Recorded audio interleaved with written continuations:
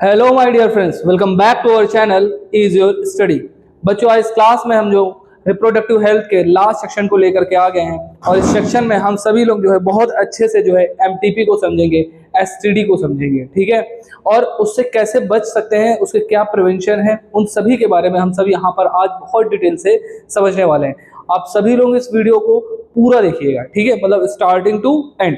और इस पूरे चैप्टर के जो मैंने 3 वीडियोस बनाए हैं, अगर आपको पूरी तरीके से चैप्टर को पूरा क्लियर करना है तो फर्स्ट वीडियो से लेकर के फर्स्ट पार्ट से लेकर के तीनों पार्ट आप एक के बाद सीरियल वाइज देखते रहिए, आपका पूरा एक एक पॉइंट सारे क्लियर हो जाएंगे। चलिए शुरू करते हैं बेटा आज का अपना फर्स्ट टॉपिक, जो कि हमारा क्या है बेटा, एमटीपी। ठीक है, जैसे अगर हम लोग एमटीपी की बात करें बेटा, तो जो एमटीपी होता है, देखिए लिखा हुआ है मेडिकल टर्मिनेशन ऑफ प्रेगनेंसी, इसको हम लोग क्या बोलते हैं, एमटीपी। कभी कभी इसका फुल फॉर्म पूछ लिया जाता है एमटीपी का, ठीक है। तो एक नंबर में जो फुल फॉर्म है वो भी आप लोगों से खूब पूछे जाते हैं। मैं एक सेपरेट वीडियो जो है प्रिपेयर करूंगा और उस वीडियो में मैं खाली आप लोगों को जो है फुल फॉर्म्स के बारे में बताऊंगा, जो इंपॉर्टेंट फुल फॉर्म्स हैं, ठीक है।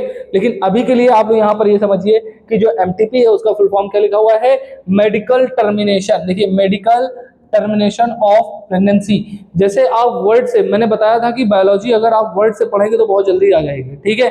क्या लिखा हुआ है, medical termination of pregnancy. Termination को मतलब क्या होता है बेटा, किसी भी चीज को खत्म कर देना। और यहाँ पर क्या खत्म कर रहे हैं, pregnancy, with the help of medical knowledge. Clear होगी बात। तो यहाँ पर क्या लिखा हुआ है, voluntary termination. Now what is voluntary termination. Voluntary का मतलब क्या होता है, तो वॉलंटरी का मतलब जो हमारी ऐच्छिक क्रियाएं होती हैं, ठीक है। जैसे वॉलंटरी मसल्स होती है ना, कि मैंने उठा थप्पड़ मार दिया, ये हमारा क्या है, वॉलंटरी। इनवॉलंटरी क्या है, हमारा हार्ट, ठीक है, वो लगातार फंक्शन करता चला जा रहा है, उस पर हमारा कंट्रोल नहीं है। तो वॉलंटरी क्या होता है, जो हमारी ऐच्छिक, ऐच्छिक का मतलब क्या होता है, जिसपे हमारा कंट्रोल होता है। तो यहां पर लिखा हुआ है voluntary termination of pregnancy before full term is called MTP, ठीक है। मतलब एक अनवांटेड प्रेगनेंसी जब किसी को भी गेन हो जाती है, मान लीजिए इतने सारे हमने जो है आप लोगों को मेथड्स बताए जिस मेथड से हम लोग क्या कर सकते हैं बेटा, प्रेगनेंसी से बच सकते हैं। लेकिन वो सारे मेथड्स के बावजूद भी हो सकता है कभी कभार क्या हो जाता है, फेलियर हो जाता है, ठीक है। तो कॉन्ट्रासेप्टिव मेथड फेलियर हो गए, तो उस कंडीशन में क्या ग्रोथ हो जाती है बेटा, अनवांटेड प्रेगनेंसी। अनवांटेड प्रेगनेंसी का मतलब क्या हो गया, ऐसी प्रेगनेंसी जो मुझे नहीं चाहिए। अब उसके लिए क्या चाहिए होता है बेटा, तो फर्स्ट ट्राइमेस्टर, मैंने क्या बोला, फर्स्ट, मैंने क्या बोला, फर्स्ट फर्स्ट ट्राइमेस्टर से बिफोर, मतलब पहले जो हमारे 3 महीने होते हैं, फर्स्ट ट्राइमेस्टर से बिफोर जो है एमटीपी कराई जाती है। और अगर ट्राइमेस्टर हो चुका होता है उसके बाद ये एमटीपी जो है यहाँ पर क्या होती है बेटा, प्रॉब्लम क्रिएट कर सकती है। और इसी को ही हम लोग कॉमन लैंग्वेज में क्या बोलते हैं बेटा, एबॉर्शन बोलते हैं। क्या बोलते हैं, एबॉर्शन बोलते हैं। मेडिकल टर्मिनेशन ऑफ प्रेगनेंसी और इंड्यूस्ड एबॉर्शन, इसको हम लोग क्या बोलते हैं बेटा, एबॉर्शन भी बोलते हैं। क्लियर होगी बात। It plays an important role in decreasing population by aborting unwanted pregnancy. मतलब ये कब आई थी बेटा, तो जब हमारी अनवांटेड प्रेगनेंसी गेन होने लगी तो उस समय इसने बहुत मदद करा, क्योंकि ये क्या कर रही थी, अनवांटेड प्रेगनेंसी को बहुत तेजी से कम कर रही थी। लेकिन इसका एक बहुत बड़ा ड्रॉबैक आया। ड्रॉबैक क्या था बेटा, कि हमने आप लोगों को बताया था कि एमिनोसेंटेसिस होती है, ठीक है। तो एमिनोसेंटेसिस से हम लोग क्या पता कर लेते थे बेटा, कि जो डेवलपिंग फीटस है वो मेल है या फिर फीमेल है, ये हम लोग पता कर लेते थे।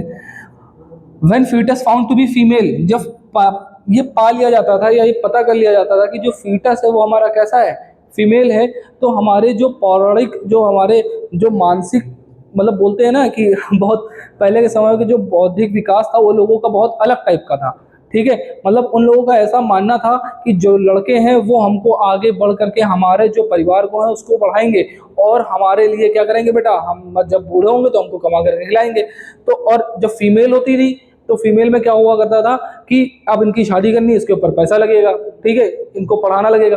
तो ये पहले के समय में गांव में बहुत ज्यादा हुआ करता था, जिसमें फीमेल्स को जो है बहुत ज्यादा, मतलब जिनके यहाँ फीमेल्स हो जाती थी तो उनके यहाँ बिल्कुल शांति हो जाती थी, कि बिल्कुल बिल्कुल मातम छा जाता था कि फीमेल हो गई, ठीक है। ये पहले के समय में हुआ करता था। और जिनके यहाँ मेल हो जाते थे, मतलब जिनके यहाँ जो है लड़के हो जाते थे, तो वो बगल बगल के गांव वालों को भी जो है लड्डू खिलाते थे कि उनका लड़का हो गया, फलाने का लड़का हो गया, ठीक है। तो इस कंडीशन में जब बेटा ये चीज पता चली, तो जब सेक्स पता करने लगे, भाई पता चल गया फीमेल सेक्स है उसका, ठीक है। जब पता चला फीमेल सेक्स है तो उसको क्या करा देते थे ये लोग, एमटीपी करा देते थे। क्या करा देते थे?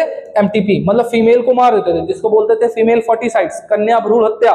ठीक है, और ये संख्या इतनी ज्यादा बढ़ने लगी कि एक समय वो आ गया कि हमारा जो सेक्स रेशियो था वो पूरा इम्बैलेंस हो चुका था, मेल हमारे ज्यादा हो चुके थे, फीमेल हमारे लिए कम हो गई थी।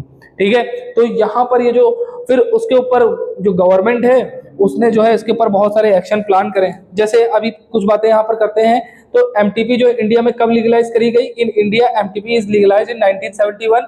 1971 में जो है एमटीपी को यहाँ पर लीगलाइज करा गया for some restriction, with some restriction, मतलब कुछ रिस्ट्रिक्शन के साथ में, to prevent its misuse and, ठीक है, indiscriminate and legal female foeticides. ठीक है, मतलब फीमेल फर्टिसाइड ना हो, उसके साथ में उन्होंने कुछ रेस्ट्रिक्शन लगाए। ठीक है, MTP is used to get rid of, ठीक है, ये इसके आगे का ही है। ठीक है, MTP is used to get rid of unwanted pregnancy due to unprotected intercourse और failure of contraceptive use during coitus और रेप्स। ठीक है, तो मैंने आप लोगों को बताया कि ये अनवांटेड प्रेगनेंसीज को खत्म करने के लिए एमटीपी का यूज किया जाता है। ठीक है, और वो अनवांटेड प्रेगनेंसी गेन किससे हो जाती है? तो या तो अनप्रोटेक्टेड इंटरकोर्स हुआ है, या फिर फेल्योर ऑफ कॉन्ट्रासेप्टिव हुआ है, या फिर किसी का क्या हो गया बेटा? रेप हो गया है, उस कंडीशन में एमटीपी कराई जाती थी। ठीक है, when pregnancy continuation could be harmful और इवन फीटल और मदर फिटस। अगर लगातार किसी भी फीमेल को जो है लगातार कोई भी फीमेल जो है लगातार प्रेगनेंसी गेन कर रही है, पता चला बच्चा जो है अभी 6 महीने का हो पाया है और फिर से एक नई प्रेगनेंसी गेन हो गई उसको, तो इस कंडीशन में भी जो डॉक्टर्स हैं वो रिकमेंड करते थे कि आप एमटीपी के लिए जाइए, क्योंकि अगर एमटीपी के लिए नहीं जाएंगे तो मदर के लिए तो हार्मफुल है ही, साथ साथ में फीटस के लिए भी हार्मफुल हो जाएगा, क्योंकि यहाँ पर जो फीटस है वो फुल्ली अच्छे तरीके से डेवलप नहीं हो पाएगा। क्लियर हो गई बात? फिर अब हम लोग यहाँ पर और समझेंगे आगे क्या क्या लिखा हुआ है। ठीक है, यहाँ लिखा हुआ MTPs are consider relatively safe during first trimester. मैंने बताया था first trimester up to 12 weeks of pregnancy. Second trimester MTPs are much more riskier, ज्यादा रिस्की हो जाता है वो हमारी मदर्स के लिए। क्लियर होगी बात? तो ये था हमारा एमटीपी के बारे में, मैंने आप लोगों को बताया। याद रखिएगा, वर्ड से बहुत सारी चीजें क्लियर हो जाती हैं। ठीक है, और इस एमटीपी को हमारे इंडिया में बैन भी करा गया है बाद में 2017 के अप्रोक्सीमेट, इसको जो है यहाँ पर हमारे यहाँ बैन करा गया, क्योंकि यहाँ पर फीमेल फर्टिसाइड्स इसका जो मिसयूज था वो बहुत ज्यादा होने लगा था। आई होप एमटीपी आप लोगों को बहुत अच्छे से समझ में आई होगी। अब हम लोग नेक्स्ट मूव करेंगे बेटा नेक्स्ट टॉपिक की ओर। ठीक है, एमटीपी हम लोगों ने यहाँ पर बहुत अच्छे से समझ ली कि सर एमटीपी क्या होती है। अब हम लोग यहाँ पर पढ़ेंगे बेटा सेक्सुअली ट्रांसमिटेड डिजीजेस। किसके बारे में पढ़ेंगे बेटा? Sexually transmitted diseases. और कहीं कहीं पर डी की जगह पर बेटा लिख करके आ जाता है आई। ठीक है, तो आई स्टैंड्स फॉर इन्फेक्शन। ठीक है, आई स्टैंड फॉर इन्फेक्शन। क्या होता है? सेक्सुअली ट्रांसमिटेड इन्फेक्शन या सेक्सुअली ट्रांसमिटेड डिजीज। अब इस वर्ड से फिर आप लोग इस वर्ड से आप पूरी डेफिनेशन बना सकते हो। क्या लिखा हुआ है? The disease which is transferred from one generation to another generation by sexual contact और sexual intercourse are said to be STD. Clear होगी बात? क्या है? The disease which are transferred from one person to another person by sexual contact is called STD. और इसका सबसे खतरनाक example हमारा क्या है बेटा? एड्स। क्या है? एड्स सबसे खतरनाक एग्जांपल। क्योंकि खतरनाक ये इसलिए है क्योंकि अगर किसी को एड्स हो गया है तो कंफर्म है कि उसकी डेथ होना है। क्यों? क्योंकि वो क्या करता है? हमारे इम्यून सिस्टम को डैमेज करता हुआ चला जाता है, जिससे एक जुकाम भी हो गया आपको, कॉमन कोल्ड हो गया, तो कॉमन कोल्ड भी आपकी जान ले सकता है। क्लियर होगी बात? चलिए अब यहाँ पर जो अंदर लिखा हुआ है उसको समझते हैं क्या क्या है।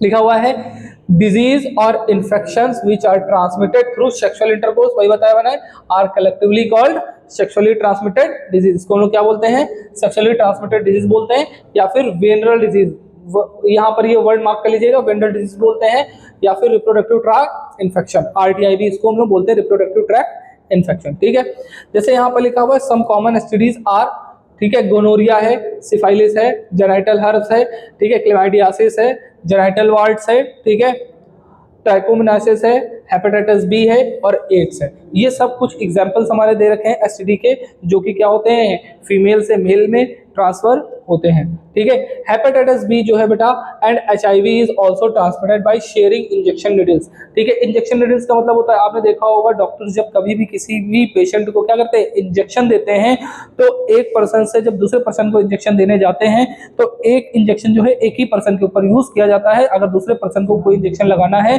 तो उनके लिए नया इंजेक्शन का यूज किया जाता है। कभी कभार ऐसा होता है कि जो निडल्स होती हैं वो कभी कभार उन लोगों में क्या होता है, ट्रांसफर हो जाता है, जिसकी वजह से जो डिजीज है वो ट्रांसफर हो सकती है। सर्जिकल इंस्ट्रूमेंट्स, अब पता चला कोई ऐसा पेशेंट है जिसको क्या है बेटा, एड्स है ना, या फिर जिसको क्या है, हेपेटाइटिस है, और उसकी सर्जरी चल रही है, तो वो जो हमारे इक्विपमेंट्स होते हैं, मतलब जो हमारे इंस्ट्रूमेंट्स होते हैं, सर्जिकल इंस्ट्रूमेंट जिनको बोलते हैं हम लोग, उनको अगर प्रॉपर स्टेरिलाइजेशन नहीं कराया जाएगा या प्रॉपर उनको सही से अच्छे से साफ नहीं किया जाएगा, तो जो पेशेंट जो नेक्स्ट जिसकी सर्जरी होनी है उस कंडीशन में भी उसको भी प्रॉब्लम क्रिएट होगी। क्लियर होगी बात। इन्फेक्टेड पर्सन, वही लिखा है मैंने, with infected person. Transfusion of blood, मतलब जैसे मान लीजिए एक पर्सन है, सपोज करिए ये हमारा एक पर्सन है, ये हमारा एक पर्सन है, और इस पर्सन को बेटा डिजीज है, कौन सी डिजीज है, हम मान लेते हैं हेपेटाइटिस है। क्या है, हेपेटाइटिस, ठीक है, कौन सी डिजीज है, हेपेटाइटिस, हेपेटाइटिस बी है। अब हम इस पर्सन को नहीं पता था कि इसको हेपेटाइटिस बी है, इसने क्या कर दिया बेटा, अपना ब्लड डोनेट कर दिया। क्या कर दिया, ब्लड डोनेट करा। अब एक दूसरा पर्सन है, ठीक है, एक ये है, ठीक, अब इसको जो है ब्लड की रिक्वायरमेंट हो गई। क्या हो गई, इसको अनेमिया है, इसको ब्लड की क्या है, रिक्वायरमेंट है। तो भाई ये गया ब्लड बैंक, ठीक है, ब्लड बैंक है, और ब्लड बैंक में जो है इनका ब्लड रखा हुआ था, ठीक है, और ये क्या करें, उनका ब्लड लेकर के आ गए। अब तो क्या होता है बेटा, ब्लड जब बैंक से लेकर के आते हैं तो पहले वो लोग चेक करके देते हैं, और जब हम लोग ट्रांसफ्यूज करा रहे होते हैं या दूसरे में चढ़ा रहे होते हैं तो उसको रीचेक करते हैं। पहले के समय में ये चीजें पॉसिबल नहीं हो पाती थी, क्योंकि एक जो है बहुत लंबा टाइम लगता था इसको, और पेशेंट की कंडीशन वैसे भी खराब है क्योंकि ब्लड की कमी है। अब क्या हुआ, इसका जो ब्लड है वो इसके अंदर क्या हो गया, ट्रांसफर हो गया। अब ब्लड ट्रांसफर हुआ तो इसका मतलब इसमें हेपेटाइटिस बी के वायरस प्रेजेंट थे, वो वायरस भी इसके अंदर ट्रांसफर हो गए, तो अब जो नेक्स्ट पेशेंट है ये भी क्या हो जाएगा, हेपेटाइटिस बी का शिकार हो जाएगा। क्लियर हो गई बात। तो ब्लड ट्रांसफ्यूजन कर दो। और फ्रॉम इंजेक्टेड और from infected mother to fetus, infected mother fetus में भी ट्रांसफर, अगर कोई मदर इन्फेक्टेड है और वो प्रेगनेंसी गेन करती है तो जो उसका फीटस है उसमें भी डिजीज का ट्रांसफर हो सकता है। क्लियर होगी बात। आई होप आप लोगों को बहुत अच्छे से समझ में आया होगा। फिर देखेंगे यहाँ पर लिखा हुआ है except genital herpes, genital herpes को छोड़ करके HIV and hepatitis B are completely curable if detected earlier and treated properly. यहाँ पे लिखा हुआ बेटा HIV एंड हेपेटाइटिस बी, ठीक है, अगर इनको अर्ली स्टेज में हम लोग डायग्नोस कर लेते हैं तो इनका ट्रीटमेंट जो है प्रेजेंट है, लेकिन इनको अगर अर्ली स्टेज पर नहीं डिटेक्ट कर पाए तो बेटा ये दोनों ही ऐसी डिजीज हैं जो पूरी तरह से आगे जाकर के जो है डेडलीस्ट डिजीज में से एक है। फिलहाल कुछ बुक्स में लिखा हुआ है इट इज अनक्योरेबल, HIV और हेपेटाइटिस बी, ठीक है। जेनाइटल हर्ब्स को जो है ट्रीट किया जाता है लेकिन अर्ली स्टेज में। Timely detection and proper treatment of STDs are very important, otherwise it could lead to complication later. अगर सही समय पे इसको डायग्नोस ना किया गया और अच्छा ट्रीटमेंट नहीं मिला एक अच्छे मेडिकल प्रोफेशनल्स के द्वारा तो ये बाद में जाकर के बहुत ज्यादा कॉम्प्लिकेशन क्रिएट करता है, which include pelvic inflammatory disease, जिसमें क्या होता है बेटा हमारा पेल्विक रीजन जो होता है, जो कमर वाला रीजन होता है वो बहुत ज्यादा क्या होने लगता है, सूजने लगता है, उनमें इन्फ्लेमेशन देखने को मिलता है, ठीक है। अबॉर्शन हो सकते हैं इसके कारण से, ठीक है, स्टिल बर्थ हो सकती है, ठीक है, एक्टोपिक प्रेगनेंसीज हो सकती हैं, इनफर्टिलिटी हो सकती है, और even cancer of the reproductive tract, है ना, कैंसर भी हो सकता है, ठीक है। Infection of STDs can be prevented by, किस तरह से हम लोग इस इन्फेक्शन को बचा सकते हैं। तो पहली चीज तो इन्फेक्शन के बारे में हम लोगों ने बहुत अच्छे से समझ लिया कि किस तरह से ट्रांसफर हो रहा है, ठीक है, कौन कौन सी डिजीज है, सेक्सुअली कॉन्टैक्ट डिजीज क्या है, और किस तरह से हम लोग उसको अगर अर्ली डायग्नोस करते हैं तो किस तरह से हम लोग उससे बच सकते हैं, ठीक है। अब यहाँ पर हम लोग प्रिवेंट कैसे कर सकते हैं, देखिए नेक्स्ट स्लाइड में दिया हुआ है कैसे प्रिवेंट करते हैं। तो लिखा हुआ avoid sex with unknown partner और मल्टीपल पार्टनर। हमें ये कोशिश करनी चाहिए कि हमें अननोन पार्टनर के साथ में सेक्स नहीं करना चाहिए। अननोन पार्टनर का मतलब क्या होता है, ऐसे पार्टनर जिनको आप नहीं जानते हैं, ठीक है। अब पता चला हम लोग चले गए दिल्ली घूमने, वहाँ कोई लड़की पसंद आ गई, जब लड़की पसंद आ गई तो वहाँ चले गए भैया उसके साथ संबंध बनाने, ठीक है, ये वाला। अब संबंध बना लिया तो पता चला वो थी कैरियर किसकी, एड्स की। किसकी कैरियर थी, एड्स की, ठीक है। और बढ़िया भैया तुम भी लिए चले आ रहे हो गिफ्ट में कौन सा, एड्स की डिजीज, ठीक है, वो गिफ्ट में दे दी तुमको, ठीक है, और वो तुम्हें गिफ्ट में दी क्या, वो तुम्हारी जान लेके चली गई, ठीक है। तो इसीलिए बोला जाता है कि अननोन पार्टनर से जो है हमको संबंध नहीं बनाने हैं, संबंध हमेशा उसी से बनाने हैं जिसको आप जानते हैं, ठीक है। चलिए नेक्स्ट लिखा हुआ है always use condoms during coitus. हमेशा कॉन्डोम्स का यूज करना चाहिए जब कभी भी सेक्सुअल इंटरकोर्स करना हो। जब कभी भी अननोन पार्टनर के साथ में जा रहे हैं तो कॉन्डोम्स का यूज करना बहुत जरूरी है। ये इस वजह से क्योंकि ये क्या होता है बेटा, एक बैरियर होता है। मैंने कल आप लोगों को पढ़ाया था लास्ट वाली वीडियो में, एक बैरियर की तरह इस तरह से होता है, ठीक है। और ये बैरियर क्या करता है, तो अब पेनिस इसके अंदर है, ठीक है, इस तरह से, ठीक, पेनिस के अंदर है। तो जब पेनिस जो होता है, जब हमारा फीमेल रिप्रोडक्टिव ट्रैक से इंटरैक्ट ही नहीं करता तो हमारे वायरल भी इनके अंदर ट्रांसमिट नहीं होते। तो बोल सकते हैं जो बैरियर मेथड है वो हमें सेक्सुअल ट्रांसमिटेड डिजीज से भी बचाता है। क्लियर होगी बात। फिर नेक्स्ट यहाँ पर क्या लिखा हुआ है, फिर देखते हैं। Go to qualified doctor in case of doubt for early detection. हमेशा एक पढ़े लिखे डॉक्टर के पास में, एक अच्छे डॉक्टर के पास में डायग्नोज कराने के लिए जाना चाहिए। अगर आपको जरा से भी कोई भी प्रॉब्लम हो रही है, खुजली हो रही है, यूरिनेशन में बर्निंग हो रही है, जलन हो रही है, ठीक है, दर्द हो रहा है बहुत ज्यादा, ठीक है, टेस्टिकल्स में जो है स्वेलिंग आ रही है, तो तुरंत जाकर के एक क्वालिफाइड डॉक्टर्स को दिखाना चाहिए to get complete treatment of if diagnose. अगर किसी भी प्रकार की कोई भी कॉम्प्लिकेशन निकलता है डायग्नोसिस में तो उसका अच्छा ट्रीटमेंट मिल पाए। अगर ट्रीटमेंट नहीं मिल पाएगा तो वो श्योर है कि आगे जाकर के कहीं ना कहीं वो प्रॉब्लम क्रिएट करेगा। तो यही हमारे मेथड्स हैं जिससे हम लोग जो है एसटीडीज को प्रिवेंट कर सकते हैं, ठीक है। अब हम लोग नेक्स्ट टॉपिक की ओर बढ़ेंगे। अब यहां पर लिखा हुआ बेटा आईवीएफ। क्या लिखा हुआ है, आईवीएफ। आईवीएफ का फुल फॉर्म क्या होता है, इन विट्रो फर्टिलाइजेशन। यहां पर जो वर्ड लिखा हुआ है बेटा विट्रो, क्या लिखा हुआ है वर्ड विट्रो। विट्रो का मतलब क्या होता है बेटा, लेबोरेटरी। क्या होता है, लैब, ठीक है। मतलब ऐसे कपल जो इनफर्टाइल कपल होते हैं। कौन से कपल बेटा, ऐसे कपल जो हमारे कैसे हैं बेटा, इनफर्टाइल हैं। इनफर्टाइल का मतलब जानते हैं कौन से कपल होते हैं, इनफर्टाइल का मतलब ऐसे कपल जिनको हम लोग कॉमन लैंग्वेज में क्या बोलते हैं, बांझ। क्या बोलते हैं, बांझ। मतलब 10-10, 12-12 साल के हो चुके हैं, शादी करे हो गए हैं, but they can not bear a single child, ठीक है, ठीक है। इनफर्टाइल क्या होते हैं, they can not bear a single child, ठीक है। मतलब एक सिंगल चाइल्ड भी बियर नहीं कर पाते, उन्हीं को क्या बोलते हैं, इनफर्टाइल कपल, ठीक है। अच्छा, इस केस में क्या होता है, जो इनफर्टाइल कपल होते हैं, तो बेटा यहाँ पर टेक्नोलॉजी धीरे धीरे बढ़ने लगी। जैसे जैसे टेक्नोलॉजी बढ़ी तो वैसे वैसे इनके बारे में भी सोचा गया कि चलो इनके लिए भी कुछ देखते हैं, सोचते हैं। तो उन्होंने क्या बताया बेटा, लैब प्रिपेयर करी, मतलब लैब में फर्टिलाइजेशन कराना स्टार्ट करा। मतलब कुछ ऐसी प्रॉब्लम्स आती थी कि स्पर्म काउंट कम हो जाने की वजह से स्पर्म हो सकता है ओवम तक पहुंच नहीं पा रहा है, या स्पर्म है तो उसकी मोटिलिटी वहां तक नहीं है ना। क्योंकि कभी कभार क्या होता है, बच्चे बचपन से ही सिगरेट पीना स्टार्ट कर देते हैं, अल्कोहल पीना स्टार्ट कर देते हैं, और नाउअडेज तो बहुत ज्यादा लोग फास्ट फूड पे डिपेंड कर रहे हैं। तो जितना ज्यादा हम लोग फास्ट फूड पे डिपेंड करते चले जाएंगे उतना ज्यादा हमारी हेल्थ खराब होने लगेगी। जब हमारी हेल्थ खराब होगी तो हमारा स्पर्म काउंट गिरने लगेगा, स्पर्म काउंट गिरेगा तो ये सारी कॉम्प्लिकेशन आ सकती है। तो उसके लिए बेटा क्या बनाई गई, आईवीएफ बनाई गई। इनके अंदर में क्या होता है, fertilization outside the body followed by embryo transfer. मतलब ऐसा फर्टिलाइजेशन जो हमारी बॉडी के बाहर होता है, उसमें क्या क्या आता है बेटा, embryo transfer which is commonly called test tube baby program, जिसको हम क्या बोलते हैं, टेस्ट ट्यूब बेबी।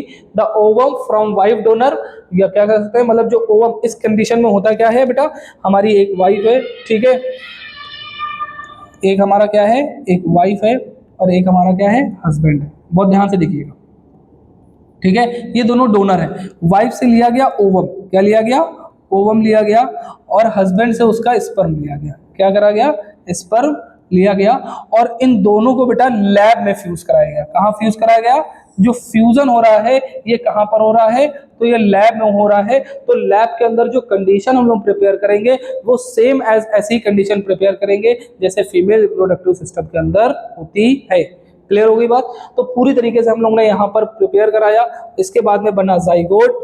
क्या बना, जाइगोट। और इस जाइगोट को जो है वापस से हम लोग क्या करते हैं बेटा, फीमेल रिप्रोडक्टिव ट्रैक के अंदर वापस से इंसर्ट करा देते हैं, और फिर नॉर्मल जिस तरह से डेवलपमेंट होता है उसी तरह होता है। अब यहाँ पर बहुत सारी चीजें देखते हैं, वही सारी चीज लिखा हुआ है। Husband donor collected in and use in fertile laboratory ले जाते हैं कंडीशंस में। द जाइगोट और early embryo 8 blastomere could be transferred into fallopian tube called ZIFT. ठीक है, अब यहां पर इसकी कुछ कंडीशन लिखी हुई है, जैसे कि मैंने तुमको बताया जिफ्ट, क्या लिखा हुआ है, जिफ्ट। तो जिफ्ट क्या होता है, तो इसका फुल फॉर्म होता है बेटा zygote, zygote intra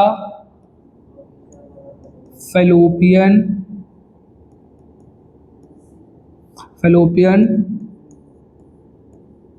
transfer, zygote intrafallopian transfer हो गया। इस कंडीशन में क्या होता है बेटा, लैब मतलब वाइफ से क्या करा जाता है, ओवम लिया जाता है, हस्बैंड से स्पर्म लिया जाता है, लैब में फर्टिलाइजेशन कराया जाता है, जाइगोट बनता है। जब जाइगोट हमारा कैसा होता है बेटा, सिंगल सेल्ड होता है, इसके बाद में इसमें डिवीजन होता है, माइटोटिक डिवीजन, एक सेल से हमारे 2 सेल बनते हैं यहाँ पर, फिर 2 सेल से हमारे कितने सेल बनेंगे बेटा, 4 सेल बन जाएंगे इस तरह से। ठीक है, 4 से कितने सेल बन जाएंगे बेटा, तो 8 सेल बन जाएंगे यहाँ पर, 1 2 3 4 5 6 7 8। तो 8 सेल जब हमारा ब्लास्टोमर बन चुका होता है तो हम लोग क्या करते हैं बेटा, फैलोपियन ट्यूब में, अब इसको उठा करके किस में ट्रांसफर करते हैं बेटा, फैलोपियन ट्यूब में वापस से ट्रांसफर कर देते हैं, फैलोपियन ट्यूब में वापस से ट्रांसफर कर देते हैं। और इसी को हम लोग क्या बोलते हैं बेटा, जाइगोट इंट्रा फैलोपियन ट्रांसफर, मतलब जाइगोट को फैलोपियन ट्यूब के अंदर, इंट्रा का मतलब अंदर, ट्रांसफर। क्लियर होगी बात, तो that is known as ZIFT. And embryo with more than 8 blastomere, जब 8 ब्लास्टोमर से ज्यादा होता है, ठीक है, तो उसको हम लोग क्या कहां पर ट्रांसफर करते हैं, तो आईयूटी इंट्रा यूटेराइन ट्रांसफर जिसको बोलते हैं।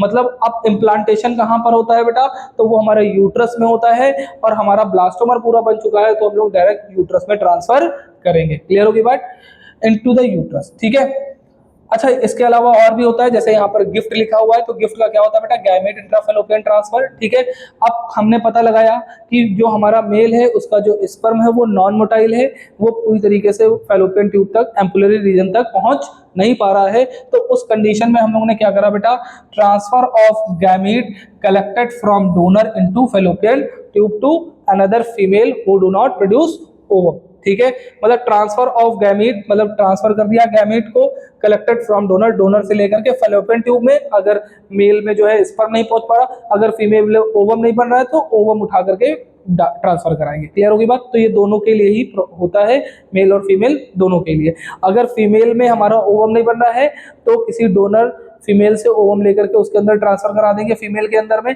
अगर स्पर्म नॉन मोटाइल है तो स्पर्म को डायरेक्ट वहां पर ट्रांसफर कराएंगे, that is known as GIFT. इसको हम लोग क्या बोलते हैं, गैमेट इंट्राफैलोपियन ट्रांसफर। क्लियर है। अच्छा इसके अलावा एक और चीज आती है बेटा, क्या बोलते हैं, जिसको बोलते हैं सरोगेसी।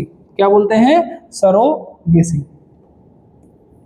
क्या बोलते हैं, सरोगेसी में क्या होता है बेटा, सरोगेसी क्या होती है, अब बहुत ध्यान से देखिएगा। सरोगेसी में होता क्या है कि जो एक फीमेल है, मतलब एक वाइफ है, देखिएगा यहाँ पर, इसको बहुत ध्यान से समझाता हूँ मैं, है ना। सरोगेसी में क्या है, एक वाइफ है, एक हस्बैंड है, ठीक है, और एक फीमेल है, मान लीजिए कोई थर्ड, है ना, कोई तीसरी।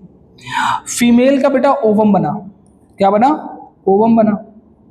हस्बैंड का क्या बना बेटा, स्पर्म, यहाँ पर स्पर्म बन गया। इन दोनों को लैब में फर्टाइल करा लिया, लैब में फर्टिलाइजेशन करा दिया।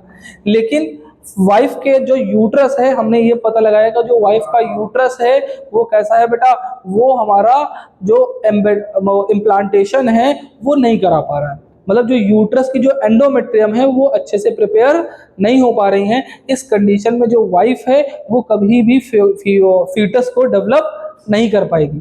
ठीक है, तो अब जब ये पता लगा लिया गया तो इसको जब हमने फ्यूज कराया, तो फ्यूज करने के बाद में क्या बना बेटा, हमारा जाइगोट बना। क्या बना, जाइगोट बना। अब हमने क्या करा बेटा कि एक तीसरी फीमेल को देखा, तो जो तीसरी फीमेल थी इसने कह दिया ठीक है सर, आप जो है हमारे यूट्रस में इस जाइगोट को क्या कर दीजिए, प्लेस करा दीजिए। ठीक है, तो इस फीमेल के यूट्रस में, इसमें, इस फीमेल के यूट्रस में हम लोग क्या करेंगे बेटा, इस फीमेल के यूट्रस में इस जाइगोट को ट्रांसफर करा देंगे, और फिर जो नॉर्मल बेबी का जो डेवलपमेंट है वो थर्ड, जो सेकंड फीमेल है उसके अंदर डेवलप होगा। ठीक है, और इस फीमेल को हम लोग क्या बोलते हैं बेटा, सरोगेट मदर। क्या बोलते हैं, सरोगेट मदर। क्लियर होगी बात। आपने एक मूवी देखी होगी, उस मूवी का नाम है बेटा मिमी। क्या है, नहीं देखी है तो देखिएगा। कृति सेनन की है। इस मीमी में पूरा कॉन्सेप्ट जो है सरोगेसी पे ही दिखाया गया है कि किस तरह से, और हाल ही में जो है ये कई सारे हमारे एक्ट्रेस भी यूज कर रहे हैं, जैसे कि प्रीति जिंटा ने अभी करा, प्रियंका चोपड़ा ने करा।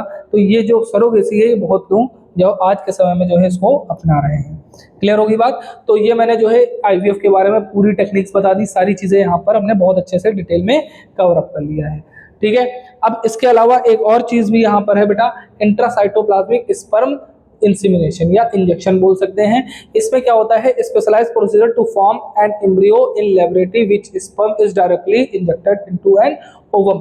अब हमने ये देख लिया जो हमारा स्पर्म है वो क्या कर रहा है बेटा, ओवम की जो लेयर है जोना पेलोसिडा की उसको ब्रेक नहीं कर पा रहा है। हमने बताया था ये हमारा ओवम है और ओवम के ऊपर एक लेयर पाई जाती है, उस लेयर को हम लोग क्या बोलते हैं, जोना पेलोसिडा।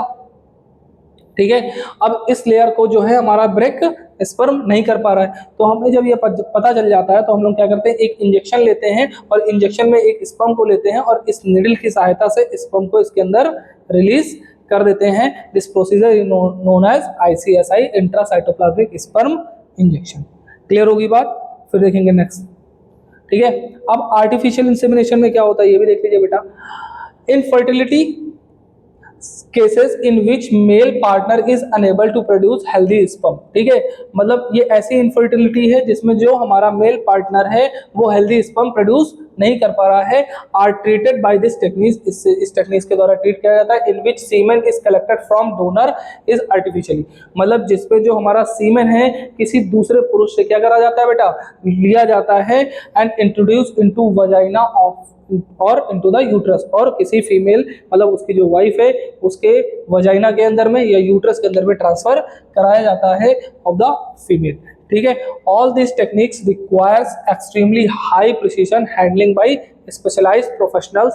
मतलब ये जितनी भी टेक्निक्स हमने बताई हैं, पहली चीज तो इसमें एक अच्छा नॉलेज होना चाहिए, एक वेल क्वालिफाइड मेडिकल प्रोफेशनलिस्ट होना चाहिए, और ये सभी ट्रीटमेंट जो है बहुत एक्सपेंसिव होते हैं। ठीक है, तो ये सभी लोग जो है इसका फायदा नहीं उठा पाते। यहाँ पर कुछ लिमिटेड लोग ही हैं जो इसकी पूरी तरीके से बेनिफिट्स ले सकते हैं। क्लियर होगी, सर्टेन कंट्रीज एंड पीपल, कुछ ही कंट्री हैं जो इसका बेनिफिट ले रही हैं। क्लियर होगी बात।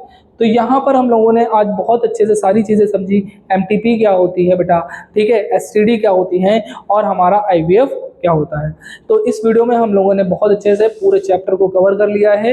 ठीक है, फिर मिलेंगे हम लोग नेक्स्ट चैप्टर में, जो अब लेकर के चलेंगे हम आपको जेनेटिक्स की ओर, जो कि बायोलॉजी का बहुत बड़ा एक खौफ आप लोगों को लगता है, लेकिन मैं आप लोगों को चुटकियों में जो है जेनेटिक्स भी खत्म करके दूंगा। आप सभी लोग हमारे साथ इसी तरह से वीडियो पर बने रहें और आप सभी लोग हमारी वीडियो को पूरा देखें, जिससे आप सभी के सारे डाउट्स जो हैं वो बिल्कुल क्लियर हो जाए। That's all, thank you.